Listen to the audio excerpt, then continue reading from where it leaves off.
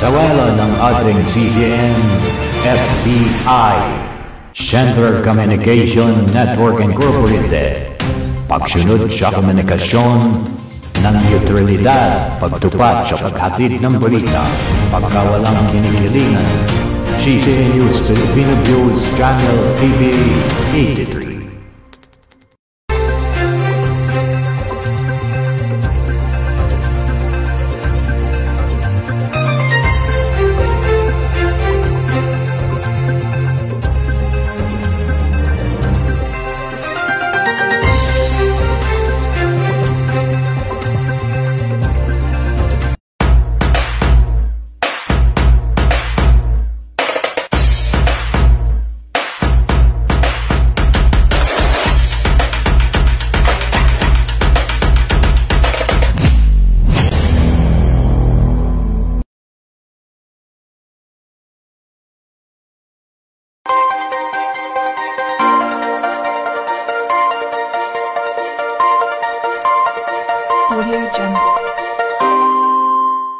Magandang hapon sa lahat ng ating mga kaibigan, kapatid.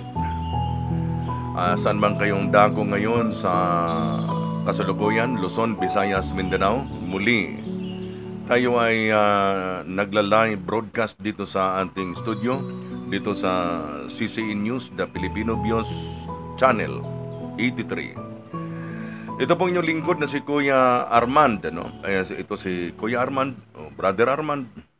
Tawag sa akin minsan ay Pastor Armand. Dahil nga ang ating programa, ito ay may kinalaman sa salita ng may kapal, Word of God. Ako po ay natutuwa sa nagiging mga result ng ating mga unang mga episode. Alam naman ninyo na ang ating programa, ito po yung pagbalik-tanaw ng ating salin lahi. Napakahalaga na ito po ay ating balikan dahil nga ang sabi nga ni Dr. Jose Rizal na ang sino mang hindi marunong lumingon sa kanyang pinanggalingan ay malabo, hindi makarating sa kanyang paruroonan. Kaya po ako'y narito dahil nais ko na magbalik-tanaw tayo ng ating nakaraan. Kaya po ako po ay lubos na nagpapasalamat saan man kayong dako ngayon sa panig ng ating bansa, maging sa ibang bansa, Middle East, Europa, at iba pa sa mga karatig bansa natin sa Asian continent. Kaya ako po ay lubos na nagpapasalamat at binabati ko nga pala ang ating mga kaibigan.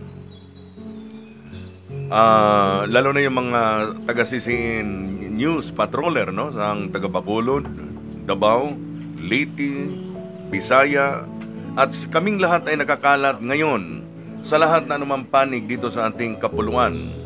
Pulo-pulo kasi tayo, no? Luzon, Visayas, Mindanao. Kaya ako po ay nagpapasalamat sa lahat ng mga patrollers natin ng CCN at pagbati nga pala dyan sa mga taga Montalbanon. Akalam ko nga nakarating na rin sa akin na tumaas nga ang pagbaha dyan sa lugar na yan ng Montalban. Kaya ako po ay nagpaparating sa inyo na mag-ingat kayo riyan, lalo na dyan sa may parting Wawa, Montalban. Alam mo, ang Wawa Montalban ay napakahalagang kasaysayan yan ng ating nakaraan. Dahil dyan po ginagawang legend si King Bernardo del Carpio. Kaya yun po ang Montalban, yung part ng Wawa, papunta doon sa Bulubundukin. Yan po ay mayroong naitagong lihim na kwento dyan sa lugar na yan ng Montalban. Kaya binabati ko sila si Josephine, sila si Vicky, sila si Ate Leticia, at sila mga iba pang mga kaibigan natin dyan. Maraming mga grupo dyan na mga patrollers dyan na ating binabati. At sila Banji at ang kaibigan ko dyan, si Pastora. Salamat sa inyo, ha. At schedule ulit tayo, mag-uusap tayo diyan sa lugar na yan. At alam naman natin nga mayroon tayong every second week of the month, mayroon tayong pagtipon-tipon diyan sa lugar na yan ng Montalban. At binabati ko ang aking kaibigan na sa mga Delgado family, sila si Brother Sunny, sila si Sister Virgin, at mabuhay ang inyong agency, yung Manpower Agency, Aba Bisayon. At salamat naman ay tuloy-tuloy ang inyong business, nawa ay ang pagpapala ng may kapal ay tuloy-tuloy na biyaya para sa inyo. At ang aking mga kamag-anakan dyan sa Leyte, sa lugar ng Ormoc, ang aking nanay na si Aring, at ang aking mga kapatid dyan, Jaime, Melda, Davao yun, si Nini, si Pilar, at marami tayong mga kaibigan din dyan, aking tiyahin, si Tia Bising. Tia, kumusta? Ito, napapanood mo naman ako dito sa live streaming po natin. So, ang programa pong ito ay additional, pagbibigay, pagmumulat sa inyong unawa at kaisipan. Kung bakit ay sinasabi nga ni Rizal na ang sino mang hindi marunong lumingon sa kanyang pinanggalingan, malabo na makarating sa kanyang paroroonan. This is a wake-up call sa atin lahat ito. Ito yung awakening. Para malalaman ninyo ano ba ang rules natin sa mundong ito. Bakit tayo narito? Ang kumain, matulog, magtatrabaho. At yan na lang ba talaga ang gampanin natin? Hanggang sa pagdating ng dapit hapon, mamaalam ka sa mundong ito. Tandaan ninyo, kapatid, na ang life expectancy natin ay nasa 60, 65. At kapag lumagpas nga na roon, 70, 80, ay bonus na yan sa atin. Dahil alam mo, nakukuha yan sa mga kinakain natin ngayon na mga karamdaman, mga sakit. Hindi maiwasan, kaya medyo balik tayo doon sa pagiging vegetarian. Mahalaga kaya yon? Mahalaga kaya yung medyo gulay-gulay muna tayo sa ating ingat sa kalusugan. Dahil ang sabi nga, ang mahilig kumain ng gulay ay pampahaba ng buhay. Kaya tama naman. So, mayroon akong mga sinasabi sa inyo noon na mga bagay-bagay na tungkol sa sanhi ng kasalanan na pumasok, ang nailabas sa Eden at ang naibaba mula sa langit. 1/3 of fallen angel ay naibaba kasi dito Kaya yun yung doon nagsisimula ang kalbaryo ng ating kapanahon mundo. Matanda na ang mundo kung ating iisipin. Maraming mga patunay nito sa mga scientists. Pero kung Bible lang ang ating pagbasihan, nasa mga 6,000 to 7,000 years pa lang ang tanda ng ating mundo. Pero hindi napakatanda na nito. Kaya mayroon lang po ako ditong i-continue sa inyo, Mayroon akong dala ditong mga babasahin na ang mga original nito kinikip ko na lang, Tinatago ko ito, ang mga original, at nasa atin ang pag-iingat. Ang nakalagay dito, the ancestral clan of the kingdom of Maharlinga. The real untold story of the royal kingdom of Maharlinga, the ancients called is the land of Ophir. The great Maharlinga. Nakalagay dito na the former ancients called is Ophir since 320 AD to 1375 AD. And 1452, noong 1452 turned to Maharlika in the time of King Bernardo del Carpio.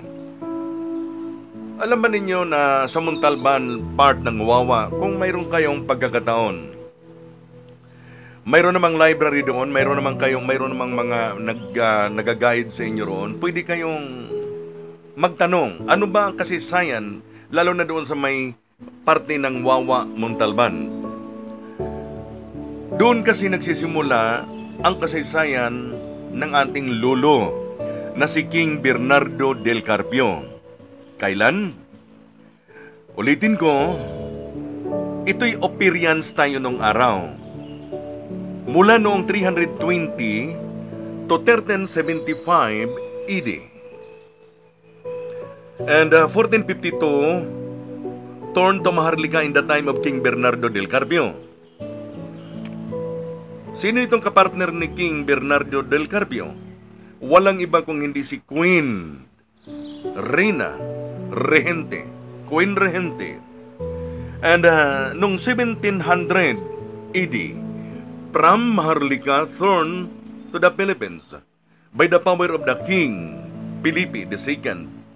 King Philip II of Espanya, of Spain. Kaya kailangan maintindihan natin ito ang kasaysayan. Nung panahon na operians pa tayo, ito po yung kontinente ng kabuuan ng Lemuria. Lemurian continent. Kaya lang noong panahon ng paglubog ay nabago ang istruktura ng Lemuria, bumaha, lalo na yung sa panahon ni yung Ark of Noah, nung pagkagunaw ng mundo. Ito kasi ang nangyari, mayroong lumubog at mayroong lumutang. Ang part ng Lemurian ay nailubog yun, pero hindi lahat. Kagaya ng Palawan, hindi yan nailubog yan. Pero yung iba ay nailubog yan. Dati, yung Camotes Island hanggang Cebu, dugtong yan. Okay? Kaya nga na-controversial yan noon doon kayo sa palabas ni Mel Tiangco na mayroong isang engineer, mayroong isang scuba diving, sinisid nila yung kalaliman at mayroon silang nakita na palasyo dyan sa lugar na yon. Dugtong kasi yan dati. Kaya nasa ilalim yan. Kaya nga may distance na ngayon from Camotes Islands to yung Pilar Islands hanggang doon sa Cebu. Ang Cebu kasi nung panahon na yan ay ang tawag noon ay Sugbo. Sugbo pa noon ang panahon na yan. Okay, yan yung panahon ng Lemurian, sa panahon ng nangalakal pa dito sila si King Solomon. Napunta yan sa Tarsis, At sila si King Hiram. Mababasa naman din sa Bible yan Ito talaga ang katotohanan na part ito ng timog, ng silanganan. Kaya nga nakalagay sa Bible, Queen of the South raised up like a wisdom of King Solomon. Dito rin kasi nanggagaling si Queen Regente o si Queen Sheba. Yun po ang katotohanan nun. At that time, ang panahon na yon ni King Bernardo, ang kanyang pinamunuan ay ang Maharlika. Maharlika tayo nung panahon, from Oper, nagiging Maharlika, at pinamunuan ito ng isang magiting at mahusay na leader o hari. Walang iba kung hindi si King Bernardo del Carpio. Hindi ko lang, may apelyido yan kaya lang hindi ko lang pwedeng mailahad muna sa inyo kung ano ang kabuuhan ng pangalan ni King Bernardo del Carpio. Ngayon, magmula noon, bago tayo na-invade, nasakop ng mga Kastila, mapayapa sila noon. Nagkaroon na ng trading, barter trade. Ang Cebu muna ang nadidevelop noon, Sugbo. Mapayapa sila nung panahon na yon. At nagre-roll dito, nagre-reigns dito ang mga sultanato ng Suluka. Samahan nila yan ni King Bernardo. Ang pananampalatayang kapatid nating mga Muslim, sila kasi ang nauna rito bago ang Kristyanismo, Katolisismo. Dahil dito lang naman ito nagsisimula ang Kristyanismo noong panahong dumating na nga ang mananakop, walang iba kung hindi si Ferdinand Magellan, na kasama nga niya ang kaniyang interpreter na si Pigafetta. Mayroon lang po ako ditong babasahin sa inyo, no? The Royal Kingdom of Maharlika, the Great Lemurian. In 1478, noong 1478, Muslim from the Malayan Peninsula across the Malacca Strait and conquer Java, the capital of Lemurian Empire. Subsequently, the Malay Majapahit disintegrated in its place sa bawat lugar. Yun na ngayon, Muslim religion's government was established inaugurating the reign of Sultanate. Yun, nakalagay rin dito. A family of King Bernardo del Carpio was ruling the Lemurian Empire and the center of government is Oper. Nakalagay dito. The Kingdom of Maharlika ngayon ay Pilipinas na since 1920 AD. Na-consolidate niya ang posisyon in a group of 7,520 islands known as the Oper. Ito yun kasi saya na. And known as Maharlikan Islands. At ngayon, now, Philippines. Ito'y na-invade na yun ng Spanish regime. Kaya medyo madugo ang kasaysayan natin kung ating isa-isahing basahin ito, no?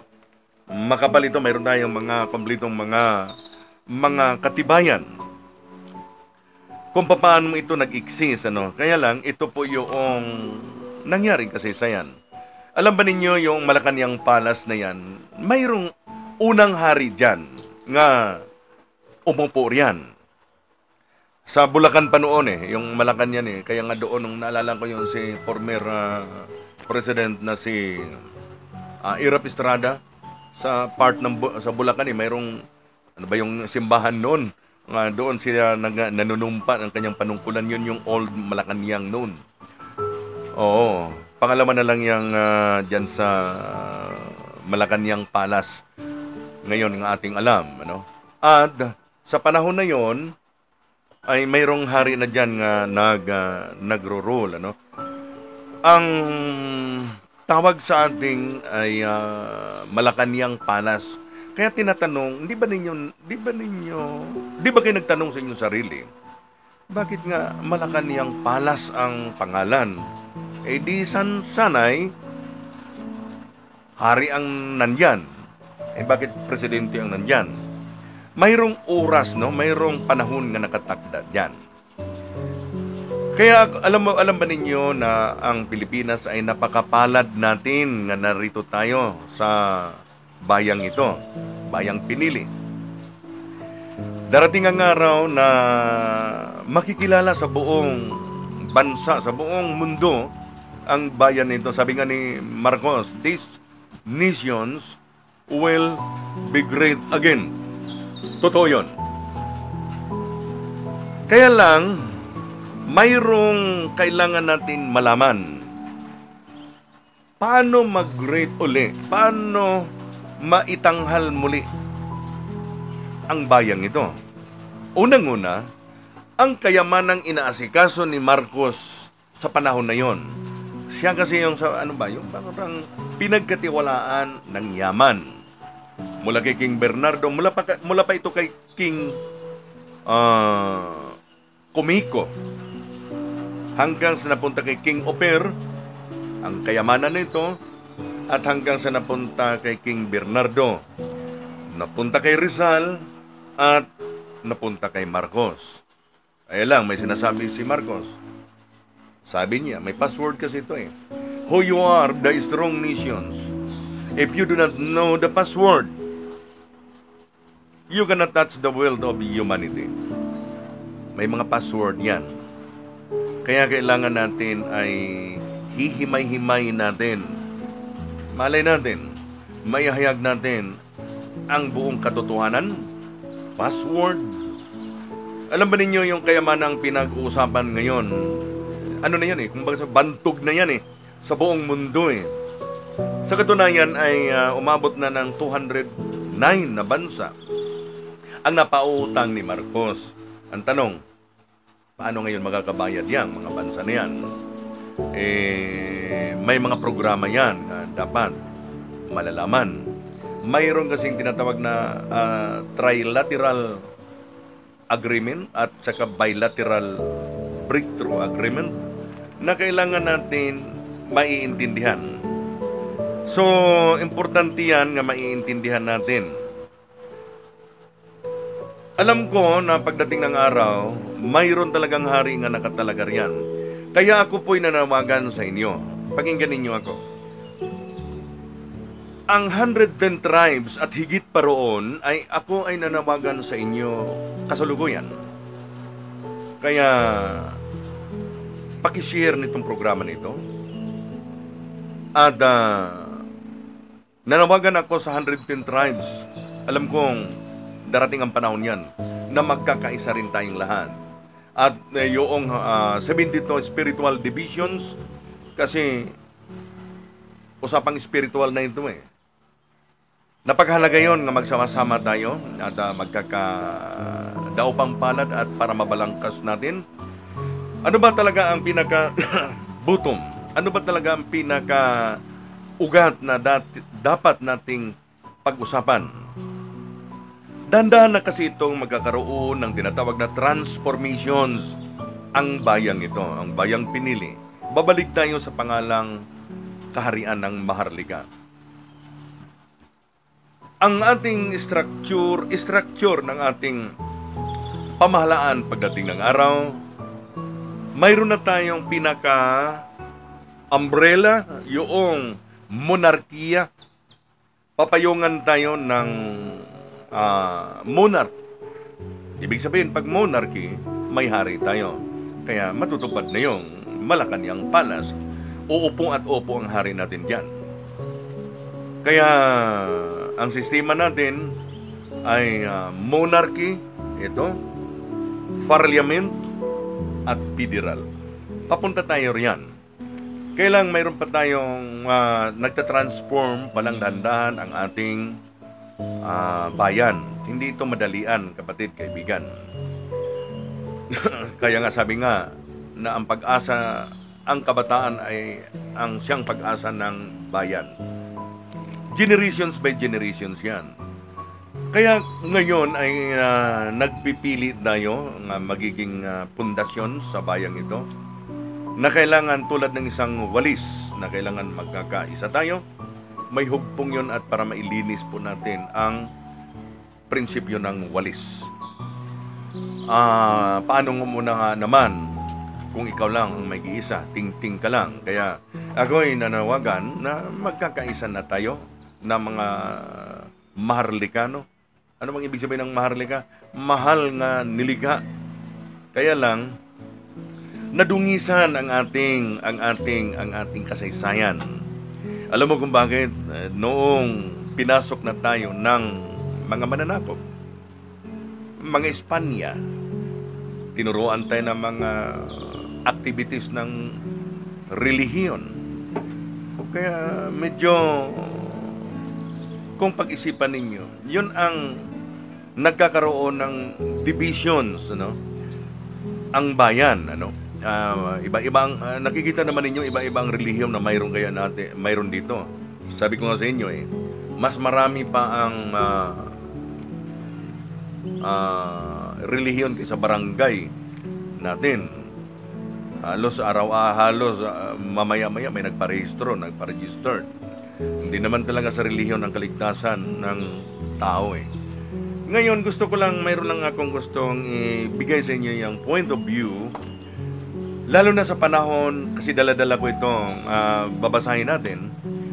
Noong panahon ng, doon tayo muna mag-focus, noong sa panahon ng The Great Flood, mayroon kasi ditong the additional mystery. Yan. This is a mystery of all things. Where is the Garden of Eden? Wow. Garden of Eden ang ating pinag-usapan. Alam ba ninyo, kaibigan, kapatid, huwag na tayong lumayo.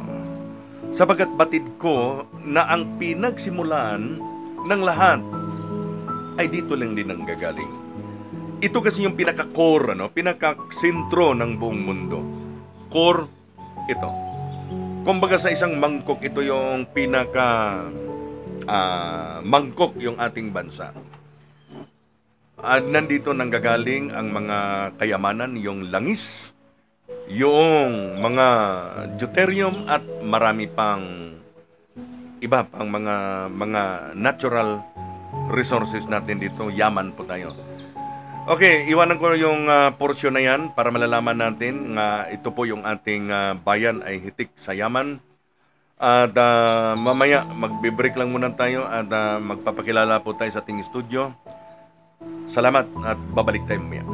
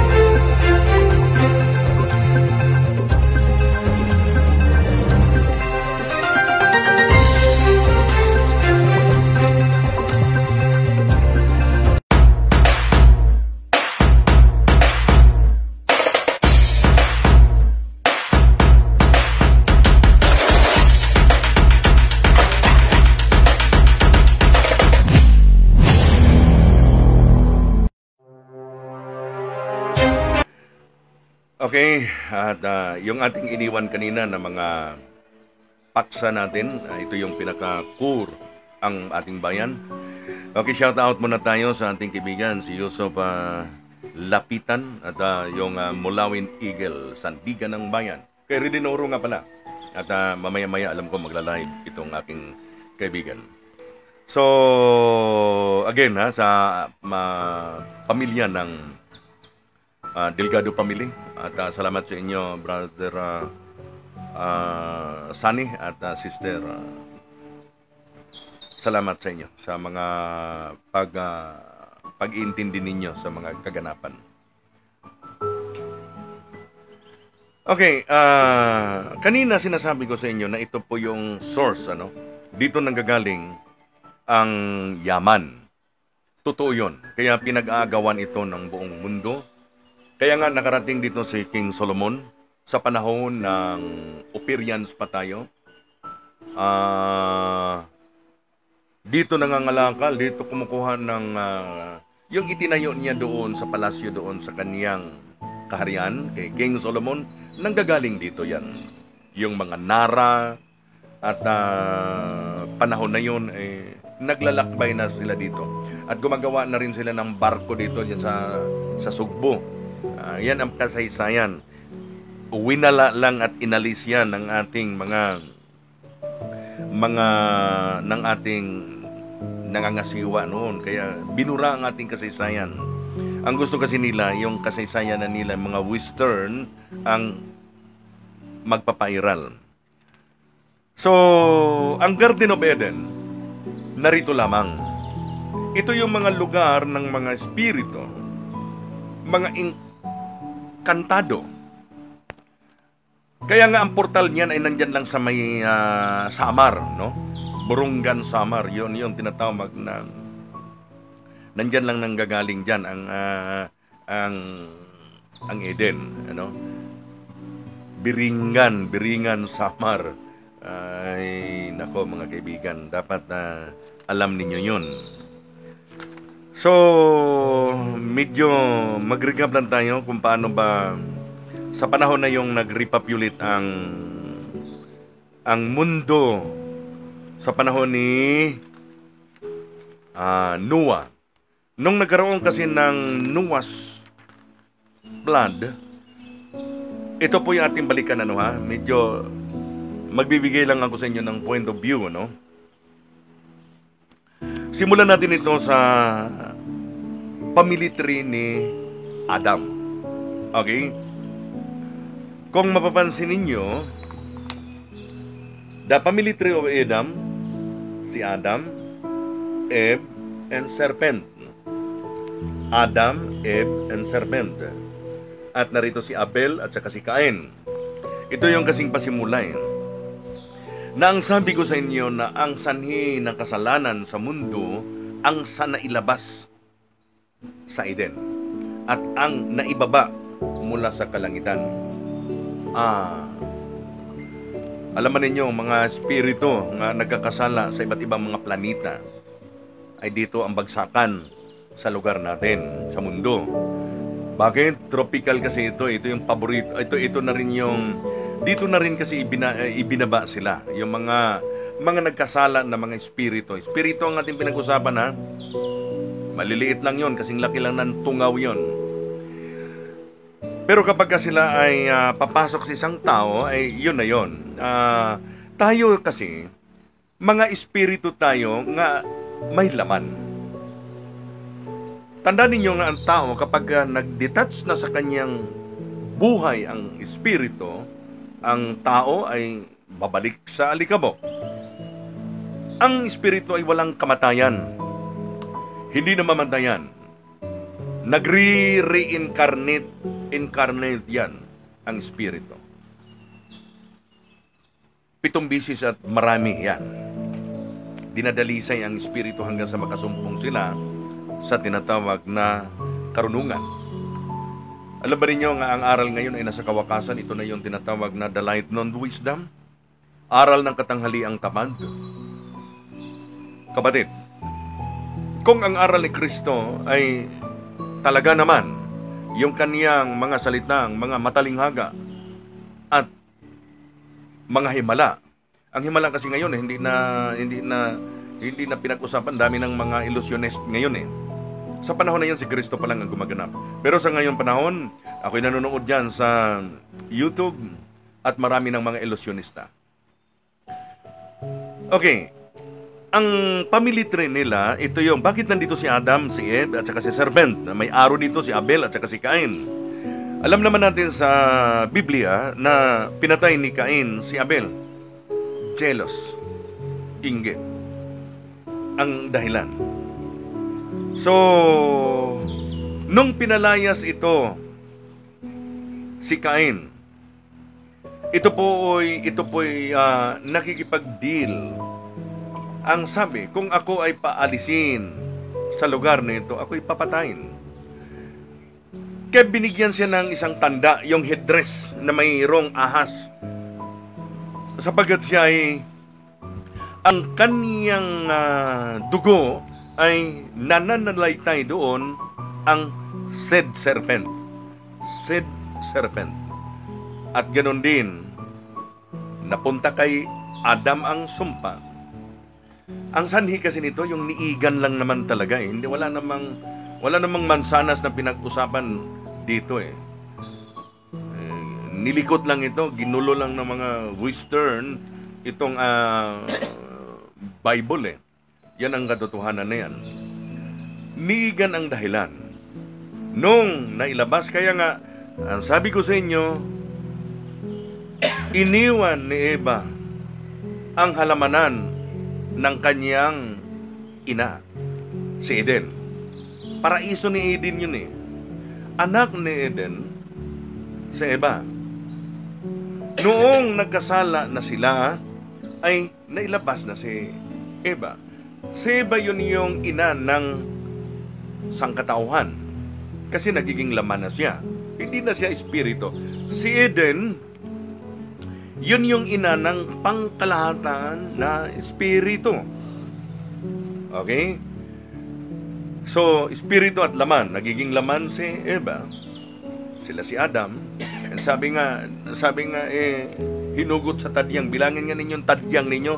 Kompleto yan. Mayroong mga bagay na kailangan ninyong maintindihan kung ano talaga ang lihim sa mundong ito. Sabi nga sa Bible na hinugot sa tadyang kay Adan, kaya isinilang si Eva. May mga malalim dyan, mga hindi talaga naihayag. Kaya nga mystery ito ang aking aral. Hiwaga. Kaya kung napapansin ninyo, ako'y umaawit, ako'y kumakanta ng mahiwaga ang buhay ng tao at saka yung hiram sa Diyos. Dahil nais ng mga espiritu ang ganong mga kanta. Ito po yung mga napaka-meaningful ito sa kanila. So, yun yung dahilan ng pagkakasala. Ang nailabas sa Eden at ang naibaba. Niigan ito. At yun ang dahilan kaya kumalat na tayo sa mundong ibabaw na ito. Init ng ating katawan. Tandaan ninyo mga kapatid, no? Ang ating inahan, yan yung tinatawag na Mother Earth. Ito na yun. Ito yung ating nasa kapaligiran. Hawak niya ang 4 na elemento. Patuloy pa rin siyang pinapakain tayo ng ating Mother Earth. Hindi man pwedeng tawagin natin ng Father Earth. Mother Earth yan. Ina ng kalikasan. Ina ng bayan. So yun ang ibig sabihin noon. Hawak niya ang 4 na elemento, ang hangin, ang tubig, ang apoy at ang lupa. Kaya kinakanta ko minsan yung babalik ka rin sa lupa. Nagmula sa lupa at babalik ka rin sa lupa. Kahit anong yaman mo, no, ha? Ang kinin mo man ikta-iktaryang mga kalupaan. Pagdating ng araw, kung hindi ka susunugin, ipapasok ka pa rin sa maliit na butas. Nagsisimula ka sa butas, babalik ka rin sa maliit na butas. Kung paano ang tao nabuo ng dahil pumapasok sa butas. Di ba? Kaya nabuo yung bata, thy womb of thy mother. Inaasimbol ang mga sangkatawan sa ating sinapupunan ng ating inahan. At pag lumabas yan, nagiging kaluluwang buhay. Ano bang ibig sabihin ng kaluluwa? Kaluluwal. Kaluluwal. Kaya mali yung sinasabi nyo, luwalhatiin ka. O Diyos. Pagluluwal yan eh. At tatlo lang word na ang tawag nito, yung UHE, oha. Di ba kapag sinilang ang bata, ang una kaagad niyang nasambit, oha? Ano yung ibig sabihin ng uma? Alam niyo, Espiritu nagturo sa akin yan. Iba ang turo ng ano. Ano yan eh? Universal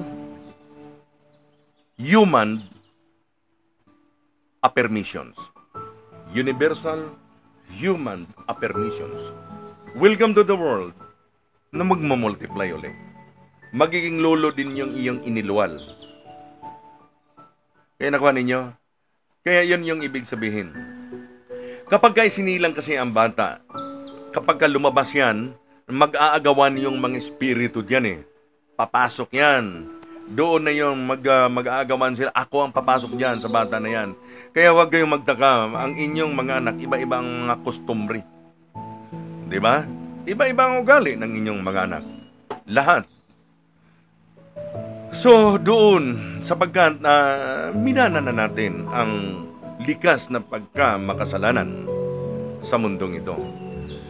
Sa pagkikipagniigan ng ating amahan. Ang nabagsak kasi dito sa lupa, ang naibaba, tatay natin yon. Whether you like it or not. Kanyang mundo. Sa kanya pinangasiwa ang mundo. Irespeto mo lang siya pero wag mong sambahin. Nature na niya yun eh. Diba? Kaya, ano lang yun eh? Acceptance of reality. Tanggapin mo lang ang katotohanan. Nabubuhay tayo sa init ng laman. Pakikipagniigan. Kaya ang sabi ko nga sa inyo, ang mundo, ano lang ito eh? Sex, life, and happiness. Niigan lang ito. Ngayon ang kaligtasan, saan kaya? Medyo mayroon din tayong dapat tuklasin sa kaligtasan. Dahil ang Bible nagsasalita ng kaligtasan na kapag tinanggap mo si Kristo, Panginoon at tagapagligtas, tagapamagitan lang siya. Okay? Well, yun yung kailangan natin na resolbahin. Kung ang kaligtasan ay ang Ama, Anak at Espiritu, teka muna. Kapatid, hindi ka pwedeng mabubuo sa mundong ito kung walang iyong inahan. Hindi po pwede. Paano mo magiging sagrada na pamilya kapag kakulang? Di ba? Mayroon kasing endorsement yan. Sa huling kapanahonan, kaya nga sabi ni Kristo Jesus, ginang hindi mo ba panahon sa ngayon? Ay dumating na ang kapanahonan ng ating inahan. Narito na siya. Si Allah Himusula nagsasalita na. Queen of the South, raise up like a wisdom of King Solomon. Kaya nga, ang kalikasan ngayon, nakita ninyo, bagyo, dilobyo, lindol, ang apat na elemento ay kumikilos na sapagkat sutil, sawail nga tayo naman, mga tao. Hindi pa rin tayo nagiginig. Narito na ang aral ng hiwaga ay binaliwala pa rin ninyo. So, ang kaligtasan, kapatid, ay gusto ko lang i-emphasize inyo. Kailangan ninyo itong matalunton ang daan tungo sa buhay na walang hanggan. Wala naman tayong access direkta sa langit eh. Kapag ang isang tao namatay, ang iyong espiritu, nandyan yan sa isang dimension ng mga espiritu. Mayroong mga atas yan. Kaya nga territorial spirit, multi-dimensional territorial spirit. Pag nag-detach na ang iyong spirito sa iyong katawan, libing ang abutin ng iyong katawang lupa at ang iyong spirito ay babalik ka rin doon sa lugar ng iyong mga kanunuan. Kaya nga kapag ang isang tao malapit na, no, yung nag-hallucinate na ang tao, nandiyan na sila. Dumating na sila. Yun yung mga kalululuhan mo ng mga espiritu na sinusundo ka na nila. Okay, nakuha ninyo na. So, kailangan ninyong malalaman yan na hindi po pwedeng hindi natin buuhin yung apat. Ang Ama, ang Ina, Mother Earth, ang Ama, nasa kataasan, ang Ina, Mother Earth, ang Anak, at Espiritu. Kompleto yan. Hindi pwedeng alisin natin ang inahan. So, nakikita ninyo ang dahilan. Kaya, ang nagro-role sa mundong ito, yun lamang yung Diyos sa mundong ito. Tatay natin yun. Huwag mo lang bagitin ang pangalan ninyo, masagwa, at saka huwag mo lang siyang sambahin. Yun naman talaga nag-roll over dito sa mundong ito eh. Sapagkat ipinangasiwa na sa Kanya ang mundong ito. Samantalang ating tatay sa kalangitan, ngayong naghulog, yun yung nagmamasid sa bawat planeta. At sa bawat planeta, sa Venus, Jupiterians, Martians, Ohms, at marami yan, no? Ito po yung mga nagkakamali doon ng mga espiritu dito binabagsak sa planet Earth. Tapunan nga itong mundong ito eh, sa mga sutil at mga swael na mga kondinadong espiritu. Kaya nandito na, kaya nga nakarating na ang mga Anunnaki dito. Iba-ibang mga elemento ang narito sa mundo. Kaya nga sa kawakasan ito'y inihayag na sa tulong ng Divine Council. Ako po ay nagsisikap na ito po ipaunawa sa inyo. Na yun ang ating dapat maiintindihan dahil kawakasan na po ang aral natin. Okay, balik tayo dito dahil nabitin tayo doon sa family tree, ano? Nagkaroon ng formations uli ang mundo dahil sa panahon na yon ay nagkaroon ng tinatawag na the Great Flood, ano? Okay, yun tayo dito sa kay Adam, ano, nga family tree. So dito kung makikita ninyo, si Abel ay wala na siyang linyada, no, si Abel. Okay? So dito tayo kay Seth naman si Seth, si Enos, si Kainan, Mahalil, Jared, Enoch, Methuselah, Lamech, and Noah. So iwanan natin itong bahagi yung kay Noah dahil doon nagsisimula yung pag-repopulate ng tao. Okay, magpapakilala muna tayo sa ating himpilan at salamat sa inyo mga viewers at babalik tayo mamaya-maya lamang.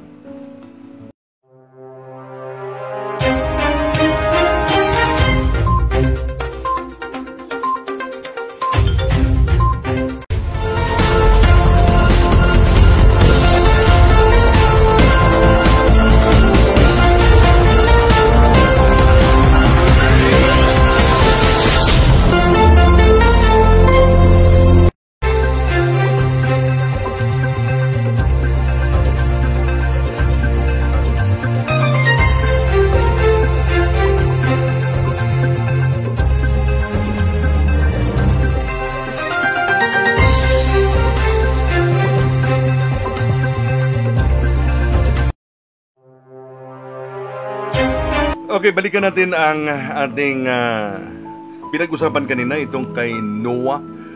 Dito kasi sa panahon ni Noah's Ark, nag-repopulate muli ang tao sa mundo. Pati yung mga giant noong panahon na yun, nabura sila. Pero ang kanilang espiritu ay nanatili pa rin ang iba dito. Sa panahon ng Noah's flood, may 3 anak si Noah na nakasurvive. Pamilya lamang niya. Si Japhet, si Ham, at saka si Shem. Tanong ko sa inyo, kaninong lahi kaya sa palagay ninyo kayo? Kay Japhet ba, kay Ham, o kay Shem? Magmula kay Noah.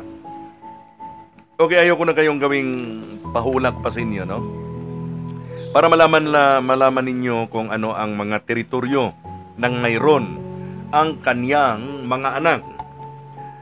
Dito na tayo magsisimula sa kay Ham, Ito yung panganay na anak ni Noah. The land of Canaan. Ito rin, The land of Canaan, which Africa, North, South, East, and West Africa. Yung mga maiitim. Ang tao kasi sa mundo noong panahon na yun nag-repopulate ay puti, itim, at kayumanggi. Pakitignan mo yung balat ninyo kung anong kulay mayroon kayo. Mistiso na, dahil nagmi-mix breed na tayo, The land of Canaan, ito yung Africa, North, South, East, and West Africa. Kay Hamanites yun na lugar. At basahin natin.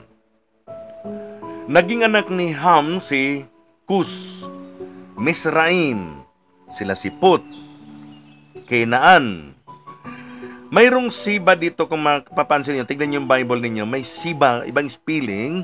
At mayroon kasi tayong Queen of Sheba dito sa kay Shem, At kung ididiretso natin po ito, yun, tignan ninyo. Ito po yung kay Nimrod. So lahi si Nimrod sa angkan ni Ham. Yung the mighty hunter. Si Nimrod. Yan nakalagay dito. The mighty hunter.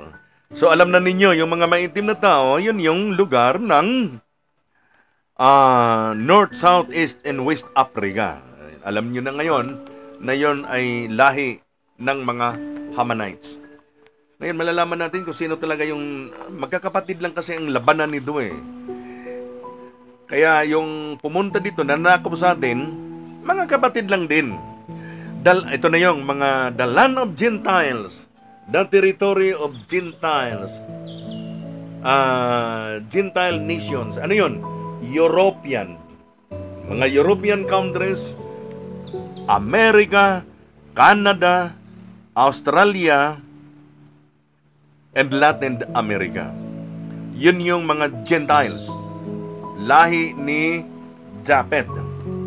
Kaya naging anak ni Japhet si Gomer, Gog and Magog, si Madai, sila si Askinos.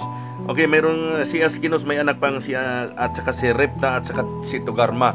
Doon nagsisimula ang lahi naman ni Togarma, yung nagiging Espanya ngayon. Ngayon lumusob sa atin.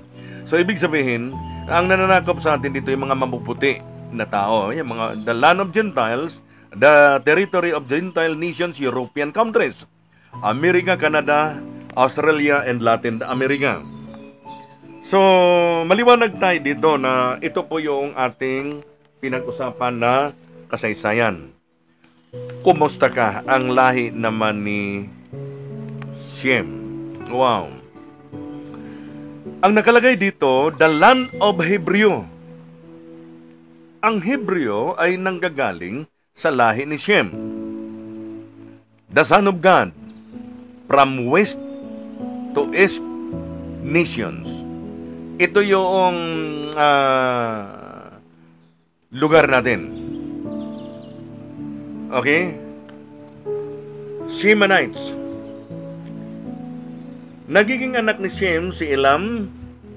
Naging anak naman ni Elam si Asur, si Arpaksad, si Lod at saka si Aram.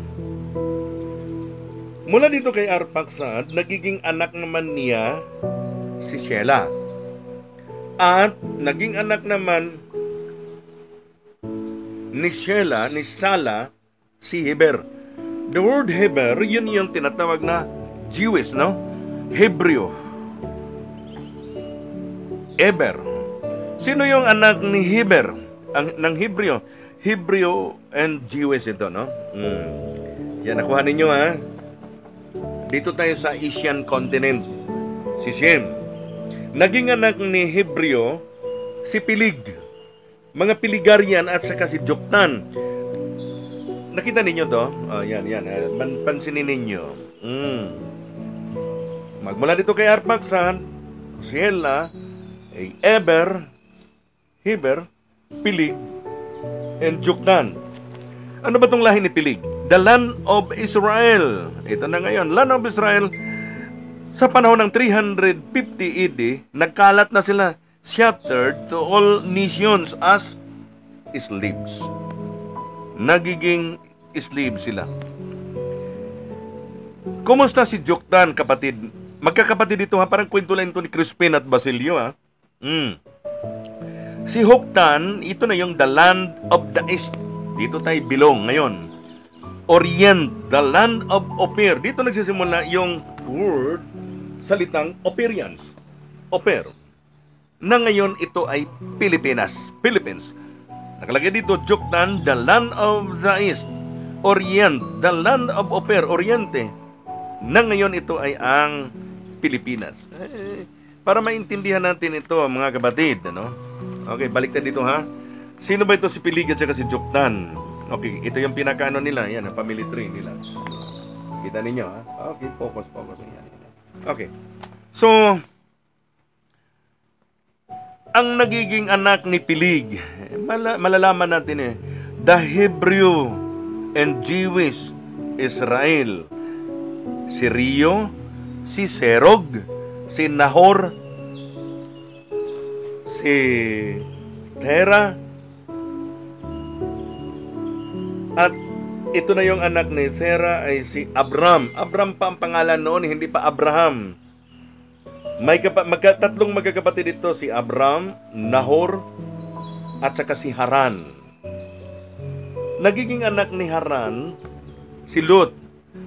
O di ba noong umalis sila, si Abraham kasama ni si Lot, at ang unang naging anak ni Abraham, nangusap sa kanya ang Diyos ay, mula ngayon Abraham ay ikaw ay tatawaging Abraham. Siya na kasi ang magiging ama ng buong bansa, no? Isinilang niya si Isaac. Alam naman natin si Isaac. Okay. Si Jacob, down to Judah, down to Messiah. Si Jesus Christ, dito yan sa lahi nito. Jesus Christ, Messiah. At dito naman kay Joktan.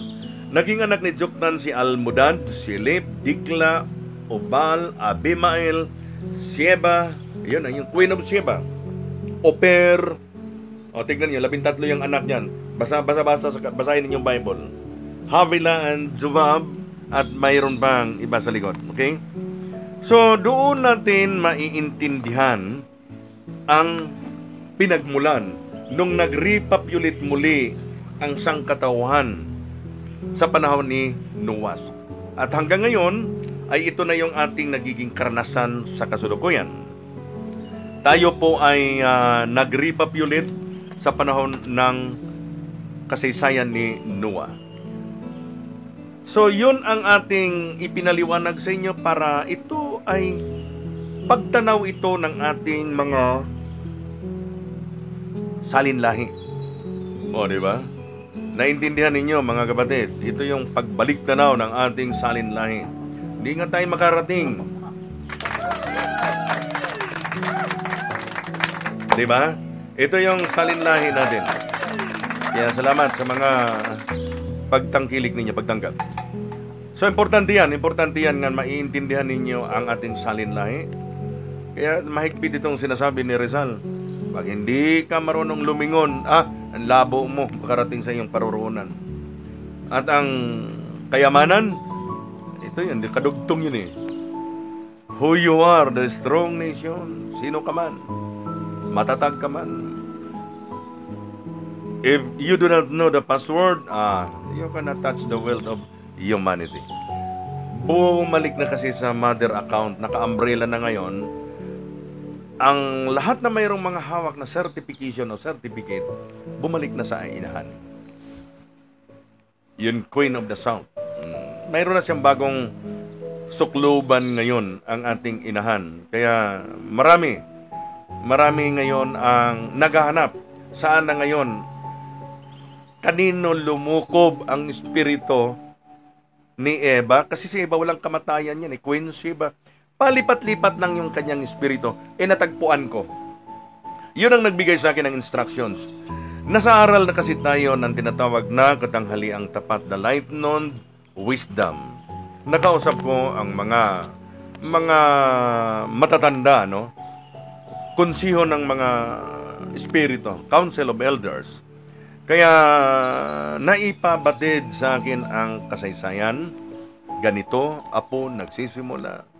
So, mahalaga yan na ang paglingon natin ay napakahalaga yun. Ngayon, ito yung mga kalamidad ngayon nangyayari sa atin.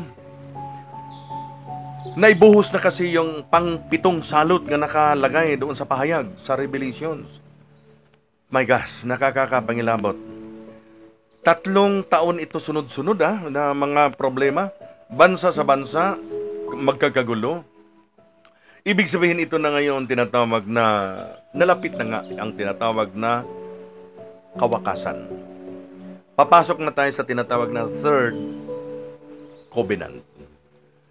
Papasok na tayo roon. Noong nakaraang linggo, meron akong sinasabi sa inyo sa Hebreo 8. Sa Hebreo, ito yung bagong aral, bagong turo. Simulan ninyo sa 7 or 8, 10. Tuloy-tuloy lang. Na wala nang mga pastor nga magsasalita pa tungkol sa pangangaral sa uling kapanahunan. Mababasa ninyo yan. At meron lang akong ipapapansin sa inyo. Ano ba pagdating ni Kristo dito? Ano bang mission niya? Pwede niyo mabasa kaya yan sa Matthew 10. Diba? Basahin ninyo ang Matthew 10, verse 34. Binigyan ko lang kayo ng assignment para maintindihan natin ng lubos. Bakit ang kalamidad, ang mga sakuna ngayon ay tuloy-tuloy itong nagaganap?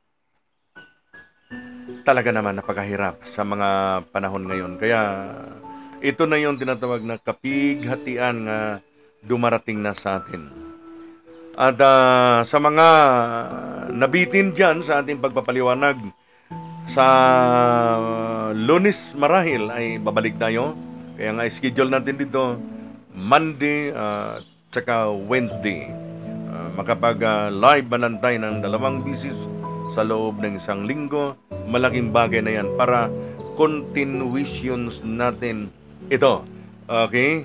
Itutuloy-tuloy natin ang pagpapalaganap ng salita ng hiwaga. Kaya nga lagi kong kinakanta, mahiwaga ang buhay ng tao at tayo ay hiram lamang. Okay, pangsamantala muna tayong magpapaalam dito.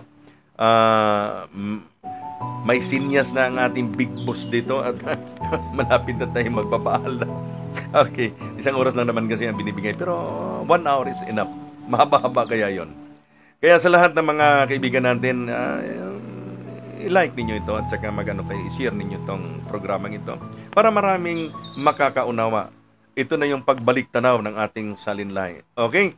Maraming salamat sa inyong pakikinig.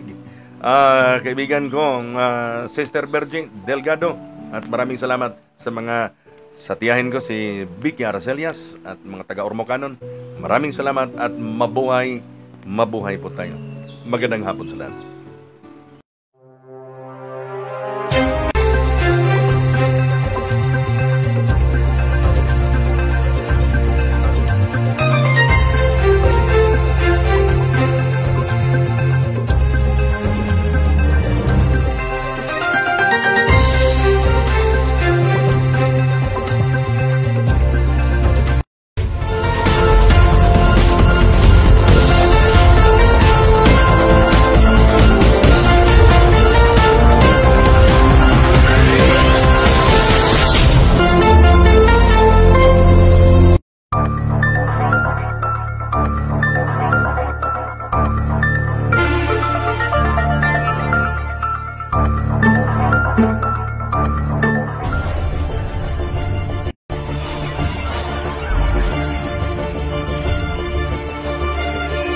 Pagsawala ng ating CGN, FBI, Central Communication Network Incorporated.